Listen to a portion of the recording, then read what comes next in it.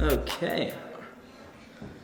Alright, GladrapChannel here with the Commonwealth Games silver medalist David the Great White Light, who's going to be taking on a two-time world champion challenger Mark Bam Bam Flanagan on May the 18th, 2019. How are you, Dave?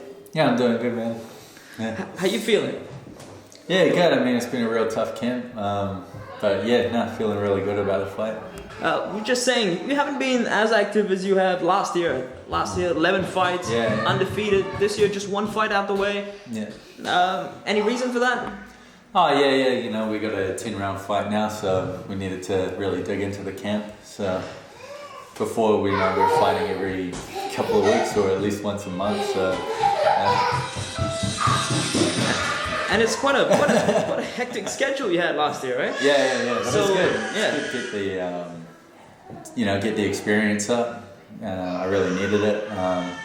But now, I think we always sort of plan to taper off, and now we'll really slow down. A few fights a year, hopefully, get the 10-rounders in. And how's the body feeling? Like, with the less hectic schedule, is it more allowed to recover and heal and replenish? Well, I think with this camp, we've really been able to dig deeper into our fitness. So there've been some pretty hectic times in this camp and feeling pretty tired, but we're coming out. So a week out, we're gonna feel real good come the fight. So look, you're probably one of the best in New Zealand, if not the best. You're undefeated in your career. So you had 2 titles already. You've already beaten some of the toughest opponents that New Zealand and Fiji have to offer. So, talking about NZ heavyweight champion Daniel Tai, former Australian champion Hunter Sam, the Fijian Savanaka Naliva, and he had nine wins, also Asian Pacific champion Lance Bryant. So, how you feeling, man? Like as number 1 in New Zealand? You've beaten everyone they've thrown in front of you. These are top champs. Yeah, I mean, even I wasn't sure if I was ready for them at the time because I started back after a 2-year hiatus. After 2015 Commonwealth Games. So coming back into it, Isaac just rushed me into it, but I think it was good. I think Isaac had the right idea about getting me active, getting me out there, getting me concentrating on it. Because I think a lot of boxers, they don't fight often enough, and they just sort of get distracted. They can't really get their weight right. They don't really know when they're fighting next. But having all that laid out in front of me, we had like 2-3 fights lined up at a time last year. That's how I got so many. So I knew I had to be concentrating on it, and I think that's how we got to this point where we're feeling really good about this fight. And are you starting to feel like a fully fledged professional fighter? I mean, on the Duco one of the main undercards. You beat Lance Bryant. I mean, not people were expecting you to go several rounds, and to beat him in what was that? Which round was that? The second round? Second round, yeah. But I think people got to give Lance a bit of credit for that because he was really trying to set the pace. So it was very early on a battle of like who's going to get the momentum. And it felt like he was going to get it at one point, but he just sort of made that mistake in that second round, and I caught him. So, which is awesome for me. But are you feeling that fully fledged now? Like, you're yeah, man. Like I've been doing sparring with, I forget his name. So it's just on the spot moment. Is it Smiley? Yeah, I've been doing sparring with Smiley and Patrick Mailata. So petty forgetting his name. I don't forget Patrick. I've known him for ages. And we're doing really good rounds, and even Justice Honey over in Australia, we've been done a couple of times in this camp, and So not just the local guys, like Aussies. Yeah. Oh, I mean, Justice, he's a youth world champ, bloody good boxer, awesome guy. So So now this is going to be for the vacant WBO Global Cruiserweight title. Tell us about that title. Yeah, I mean, it's like a regional title. I'm not sure. I mean, it's up to the WBO whether that gets you into the spot to fight for a world title, but it gets you right up there. I mean, me and Bam Bam are both sitting in the top 100, I think. So it's a really good opportunity for either of us. Just baby wants to be in the interview. Yeah. So, the winner of this will break into the top 15 in the WBO. I think that's up to the WBO. I'm not sure about that one. And they also say you'll hit the top 30 on BoxRec. So this is going to be a big leap in your career. Yeah, massive opportunity for either of us. Yeah. And this could get you maybe a shot at the world title. In a couple of years. Yeah, I mean we're definitely taking it that seriously. You know, I mean I'm pretty much doing boxing full time. I want to see how far it can go. And like I said, we've just had an awesome camp. So if he beats me, man, good on him. Yeah, that's the thing. Like, so this is the first time he's going to be fighting in New Zealand. But he's fought a lot of Kiwis, and he's beaten some of our best. Yeah. So he's beaten Batman James Langton. Yeah. Langton. He's beaten Daniel McKinnon, Jason Costa. Did he beat McKinnon? Yeah. Daniel McKinnon. I thought McKinnon won over the 12 rounds, but it was light heavy, or maybe they fought twice. I'm not sure. I could be wrong. Yeah. Because I know that he was at a light heavy. Yeah. And maybe he struggled with his weight. I think that's where basically most of his 6 losses came from. But when he went up to cruiser, he started doing really well. Okay. I think McKinnon beat him over 12 at light heavy, but even James Langton. That's James Langton is good. Yeah. That's and he's also fought for the for the world title twice. And, I think he lost the first time on a split. So I mean, this is why we picked him. He's like the gatekeeper in a way. Yeah, exactly. Yeah. And he's definitely more than a credible opponent. And I don't want to do what every other boxer's done. That's why I fought those other guys too. It's not about the money or anything for me or the glory. It's, I really, if I'm going to train my ass off every day, I want to be tested, So you got to get guys who can test you. I wouldn't say a lot of other guys go for so much easier fights, but safe fights, they know they're going to win. And this definitely isn't safe. I mean, those guys are a banger in that. So. And his record's pretty good. He got 24 wins, 6 losses. So this is a good test for you. Yeah, and I think he's got a lot of those wins in a row, so I think the losses were earlier on. Yeah. I mean, it's not a test, it's more like an exam, This is the real thing. Yeah, exactly, especially my first, I've had other 10 rounders, but they stopped early and, so it could be like a first time for me. So you said 10 rounds, so how do you see this fight going? Do you see going the distance, or how do you want it to go?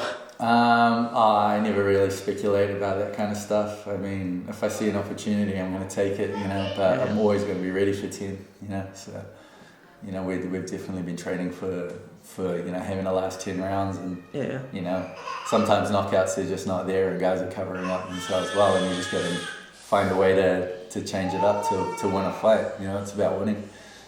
Okay, and so this fight's taking place at the ABA.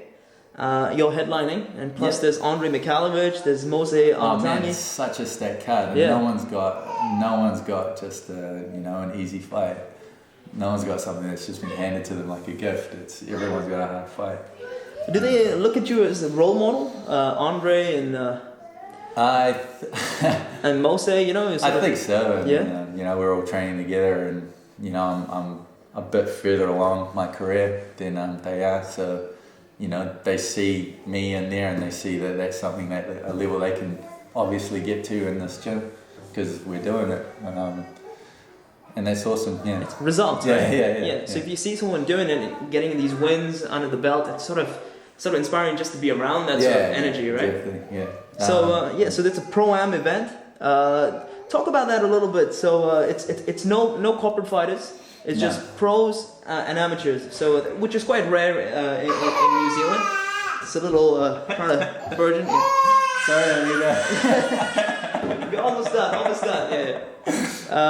Yeah. Talk about that. How is that going? How do people find that? Well, I mean, we did one last. My last fight we did the same thing. The resurrection of the program. Yeah, exactly. And, it was just awesome.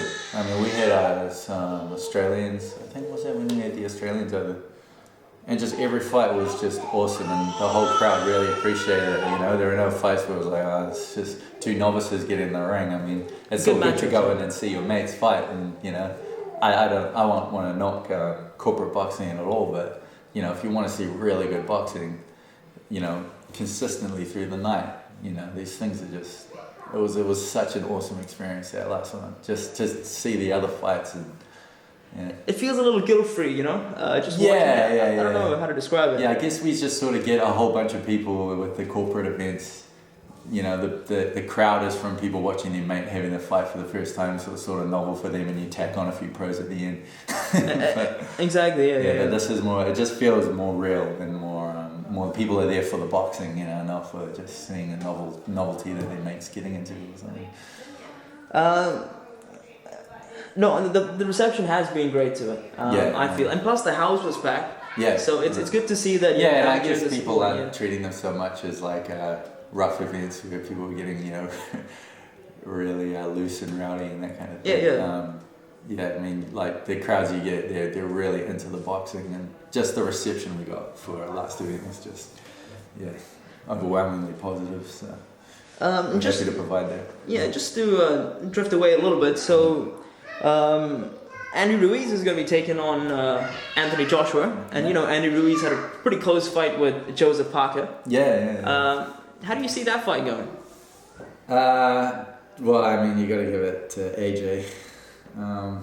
But do you see him, Andy Ruiz, in more as a test than Jared Miller, or would you still have liked to see that original fight? Well, what I didn't like was AJ coming out saying that Andy Ruiz is pretty much better in every way than Miller.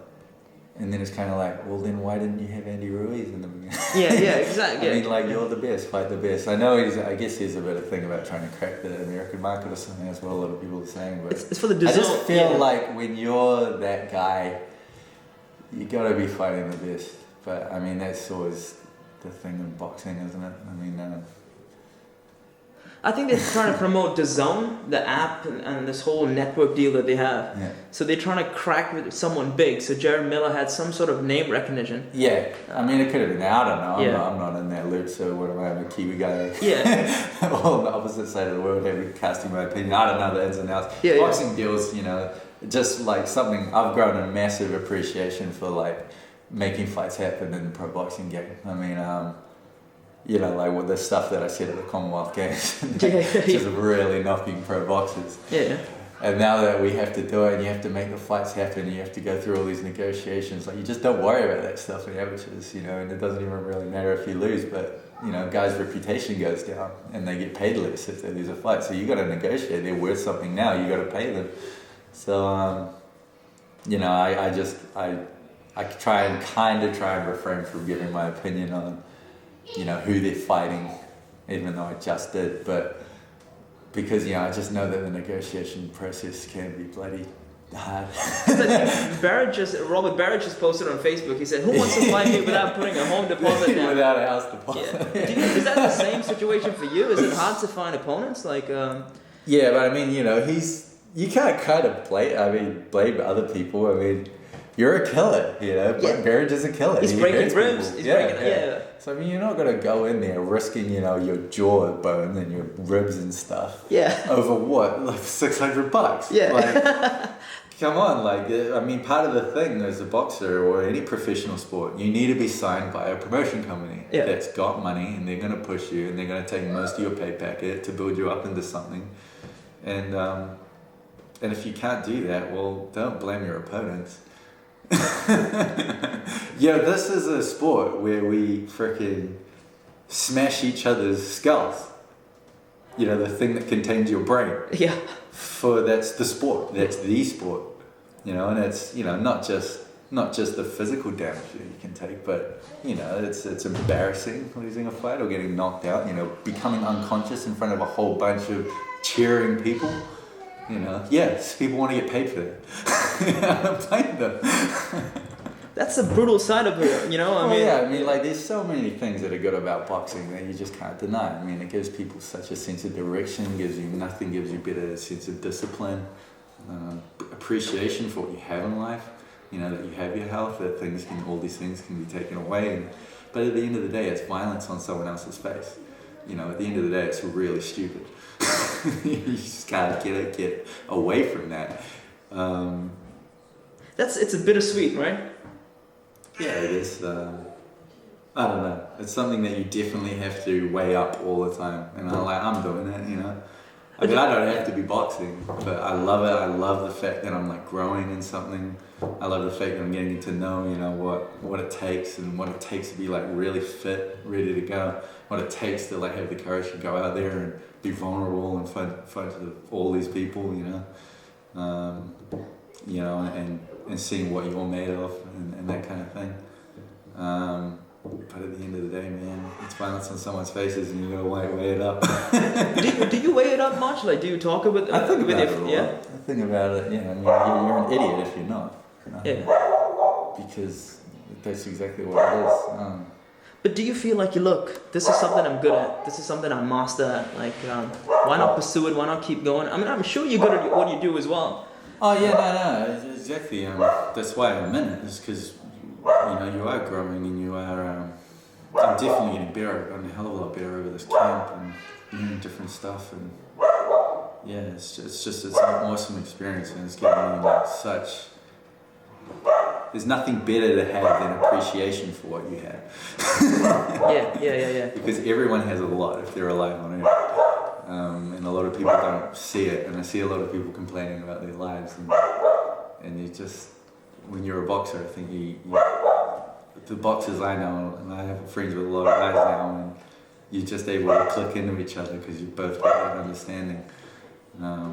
That's what I love about boxing, and that's it's a journey, and we're going to see how far it goes. But when it comes to time to quit, it's time to quit. Wait, say that again? When it comes time to quit, it's time to quit. Okay. I'm hoping it's down the line, but who knows? Okay. I mean, at least you're being realistic about it, right? Oh, you got it, man. This is, we know a lot of punch-drunk people and stuff. It's a reality of the sport. Yeah. And you got to be able to, next time I quit, it's for good. Which is something that drives me, because I'm like, if, once I give this up, that's for good, so don't bloody mess it up, because that's the end of it. Yeah. So that pushes me to train harder and hit everything hard. I'm not just like, I can lose this and, then I'll recover or whatever, or I can take a bit of time off. But, getting this title, do you think it's going to be easier to get opponents now, with a strap around your waist? Like, it's just going to get better from now, if you win it? Oh, yeah, I mean, like I said, you got to get signed with people to get the bigger fights. Hopefully that helps, but I don't think about it. I mean, you just let this stuff happen naturally. If you're worrying about it too much, you're forcing it. It's not happening. And then you feel in safe hands with Peach in your corner. I tell you, man, Peach is like, he's just loves boxing. He's not in it for himself or anything. He just loves boxing. He wants to make boxers. He wants them to do the best that they can do. That's what he's all about. And if it was any other way, I would see through it. Quickly recap on David Nyika as well. Did you see how he won in Euro? Yeah. Do you pay attention to that, or? Yeah, man. Yeah. He got fired at the tournament. I didn't see the whole thing. I just saw the little bit that he posted of him putting 2 A counts on the guy, but. Yeah, I think he had a really hard fight with Russia, but he beat him, and so it's not an easy tournament. So yeah, I mean, I see a guy like that, and I'm like stoked. I'm stoked that like boxing in New Zealand's got a future, especially in the amateurs and stuff, because it goes through its dry patches. But man, it seems like a really good environment at the moment. We've got a lot of people doing really well, and I know he's in my weight division and stuff, practically, but I think we can help each other out more than we're going to be taken away from each other. I mean, the world's a big place, and we can definitely help each other out. So you think he's doing the right thing by, pursuing the Olympics, and because he certainly has the talent for it? Or do you think, maybe it's time to turn pro, I mean, once again, I think if we went pro after that first Commonwealth Games, we'd be doing really well, But I think it's up to him. It's what he wants with his life and stuff. If the Olympics is for him. I mean, it's coming out of all those tournaments. I mean, I fought overseas and stuff, and I just think, those things. It used to be that the amateurs were the pure thing, and the pro boxing was like the corrupt when you're getting into the money and all that stuff. But now it seems completely the other way around. I mean, people are so harsh on like the pros being corrupt because that's the idea that, you know, they're trying really hard to maintain their purity, and amateurs are just super political. You know, you got countries that want gold medals, and they, you know, I mean, I think you had Qatar that was pretty much paying for medals. I mean, we've seen some shocking results, and you know, it turns out the mob is all involved. And the president of IBA, it's a lot of controversy actually. I mean, I just wouldn't bother. I wouldn't hang my life on that, you know. I mean, it feels now that I'm a pro, I got my life in my own hands again, you know, and that we're going to get fair results and stuff. And because we're able to negotiate this stuff, there's no negotiation as an amateur. You know, you just go over there. Some people you don't know decide that you didn't get it for some reasons you don't know. I mean, look at David Nyika when he fought at the Worlds against the Russian. I mean, everyone's saying he cleaned him up, and it's just that would take it out of me. And I just don't know why you live your life. You can medal. It's just a medal. At the end of the day, I mean, I got that silver medal. It's just a piece of metal. You know, you take your life in your own hands as a pro. I mean, he doesn't. He's good enough. I mean, he can go super far as a pro. And I just don't see what a medal really is going to do for him. It helps get him, I guess, signed faster as a pro. But I think he wouldn't need to worry about it anyway. But I mean, that's like I said, it's totally up to him. It's what he wants with his life. So it's. And I think it's a really noble pursuit, trying to get a gold medal for your country, and yeah. Yeah, because he's always staying. I mean, he's talked to Kevin Barry, so you know, so maybe there is some drive for him to turn pro as well. So maybe he's contemplating it, but. Oh, sure, it would be. I mean, you know, I know what it takes to be. To be a boxer, you know, when you see some money at the end of the tunnel, you're like, ugh, it's a big temptation. You know, why not? Why not earn some money from all the things that he has and has worked hard for? Because he was telling me, he's like, hey, look, it's time to move out of your mom's basement, you know? So was that me or him? No, that was him. Oh, he really? told me that, at that time, he was, I think, talking to different coaches and trying to see what was the possibilities, you know? Yeah. Well, man, I didn't know what was going on for him because he sort of just kind of disappeared for a while. I didn't know if he was going to any tournaments. He's still active. Like this year, he was at he's in Rome at the moment, I think. He was also at the Trans-Tasman tournament earlier this year. Which Oh yeah, that's why it was the Trans-Tasman. Yeah, which he's winning pretty. I mean, he's had a couple of hand injuries, but I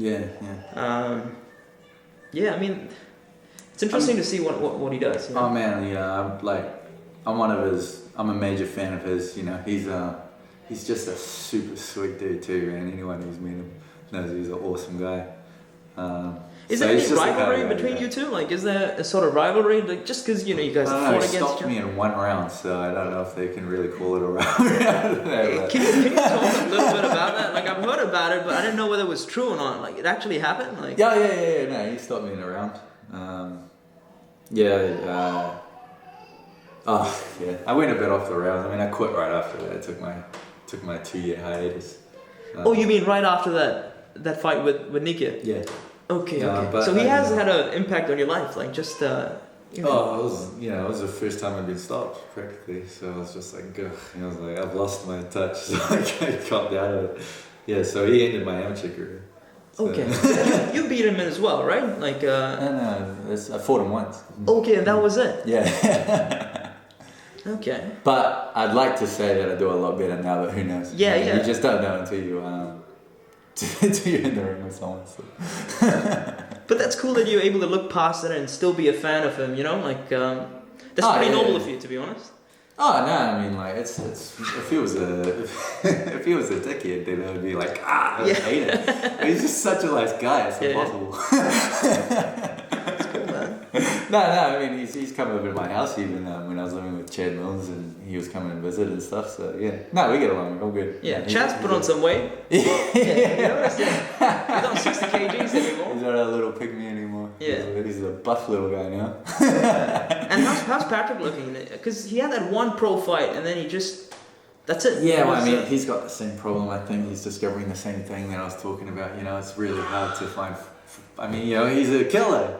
So, you know, if he wants a fight, he's got to fork out at least $4,000. These guys don't want to get bashed in the face by Patrick Mailata for nothing. Because the last guy you saw, Jason Aldi's. Yeah. So, I mean, and it's just, he needs the right kind of sponsorship. But I think he's doing the right thing. He's training really hard. And is he putting in work in oh yeah, man, he's looking really good. I mean, he's not losing any focus, and and I think he's just negotiating himself at the moment, saying you know, hopefully he gets picked up and he can do you hesitate at all, like sparring with a guy like that, just because he's so, just his size and he's throwing like he's.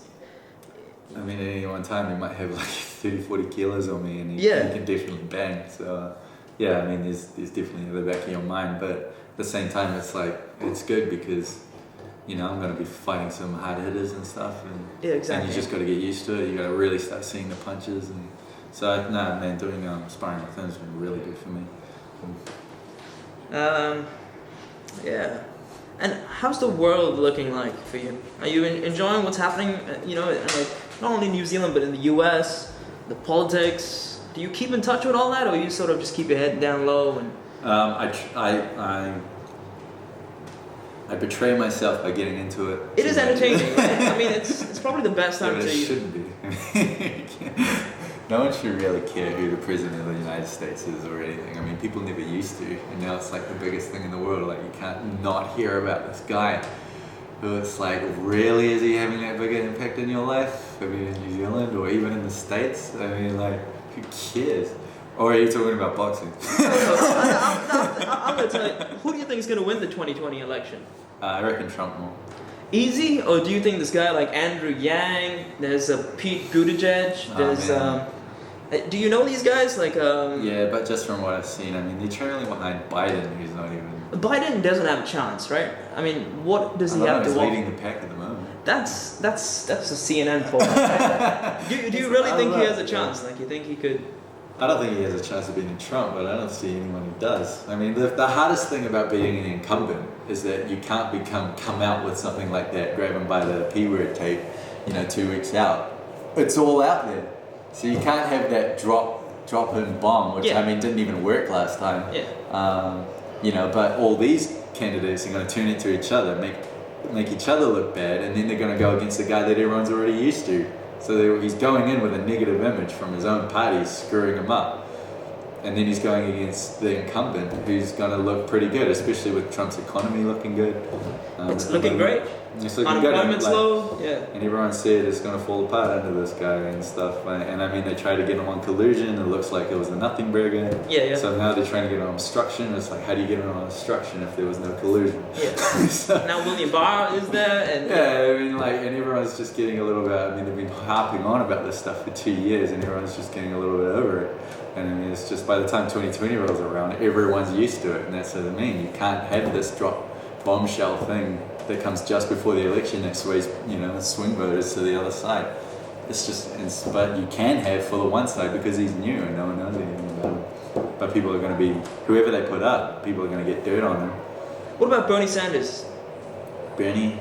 You think he has a chance? Like probably. I'd say he would be the guy with a real chance. Yeah. I see him as the final contestant. Like, you know, it's... I shouldn't use the word contestant. I'm thinking of The Apprentice. But I can see Trump and him at debates. I could see that happening. Yeah, that would be the most god-awful debate. I mean, can you imagine any two worst people speaking? Like, wrong. Yeah. No, one's good. preaching doom, the other one's talking about how everything's so rosy and dandy because of the way he's been, and the other one's predicting the end of the world. In 12 years. It's like two crazy people. Like two actual crazy prophets. Like those crazy guys that you see out on the street predicting the end of the world, and they're arguing with each other, and millions of people are gonna like tune in. It's just, people's obsession with politics is just like, take care of your own life, look after your own community, and that's where your own little thing, if you get involved with that, then you can make a real difference. But who you vote for, it's not going to make a difference. Do you have any interest in politics, like in pursuing it maybe, like at some stage? Hell no. No. I don't know why anyone would. I mean, with politics now, only creeps get into it. The creeps who like don't mind getting their whole reputation, their whole lives, and putting all their loved ones into this extra scrutiny and having all this mud chucked on not just them but all of their loved ones. You'd have to be a bit of a sociopath, a bit of a psychopath to do it. And that's the problem with our politics. Yeah, It only attracts psychopaths, and then everyone's surprised that that's all we get. So you don't think we're going to see David Nyika campaigning, maybe in New Zealand for... I might go, I'll start a North Shore party where I just stick to one area. Like the green, like ACT does, where they only get Epsom. I'm not sure you got it's that. Like they get less percentage than pretty much anyone, but because they got this one little town, they get to decide that all our old people get to choose if they're going to live or die. Like this massive effect on society. Then they have like less than percentage point of the popular vote. Yeah. And then putting on this bill that is actually going to allow there's going to be the death of people. It's insane. It's insane. It's insane to me. Politics is just, I'd shoot myself in the head after 10 minutes. It's just so crazy. What about your thoughts on the referendum, the whole cannabis thing? What do you think?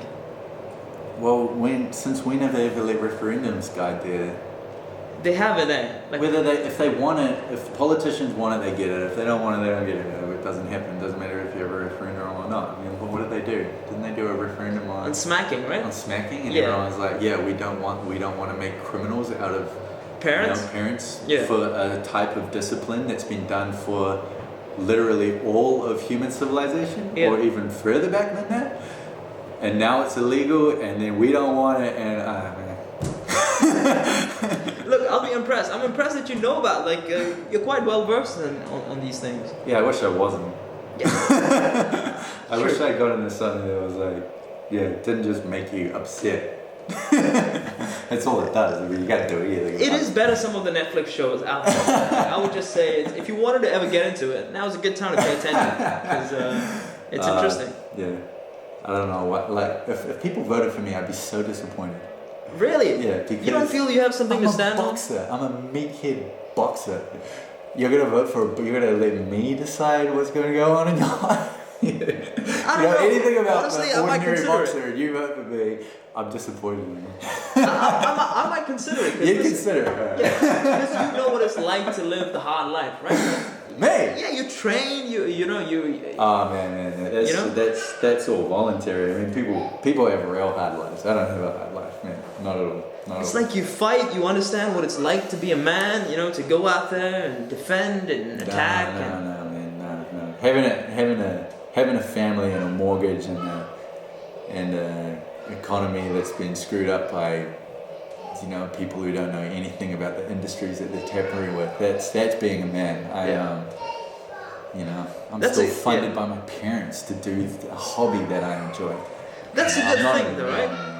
Is it good? Is it nice to have their parents backing though? It's awesome. I mean, I'm going to be doing this without their backing. I mean, they funded me. I had to all through the amateur stuff, which is where I got my experience to be where I'm at now. So wouldn't be here without them. Yeah. And they still do it, so it's awesome. Yeah. Look, man, some of the things you say is, look, if you vote for me, I'm going to be disappointed. I don't know if that's going to get you some votes. It might, Yeah, well, reverse psychology. That's how they used to do things. They used to drag people who didn't want to be king and make him king. Yeah. Because that's obviously the guy that you need. Exactly. I'm not saying that about me. Obviously, you're a retard if you do that to me.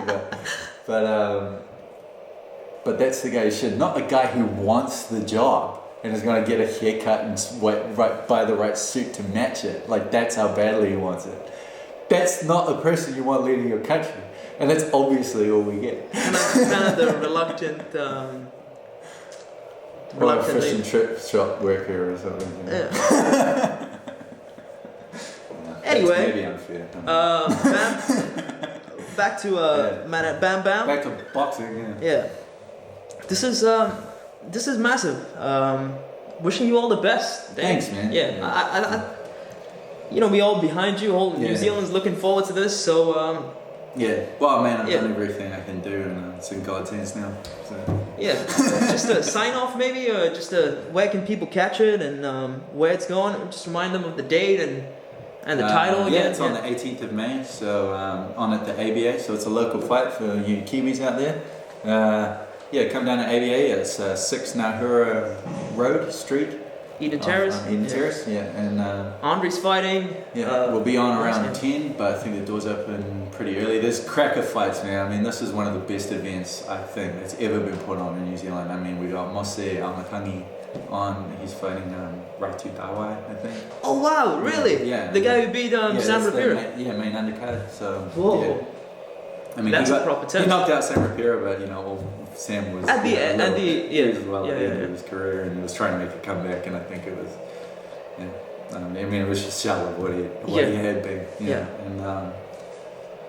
And also we got the Russian Andre. Is that his nickname now? Yeah, the yeah, Renegade? just calls him Russian. I forget his name. I had to really think to get his first name there. Yeah. Andre, and he's fighting Chase Haley. So it's another, I mean, these are all, no one's got an easy fight. These are, it's going to be an entertaining night. So if tickets are $40, you can get on the Peach Boxing Facebook page. And come along. It's going to be awesome. That's it. Thank you very much. Thanks for your time, man. You covered everything on that. Yeah. Yeah. Hey, that's full circle.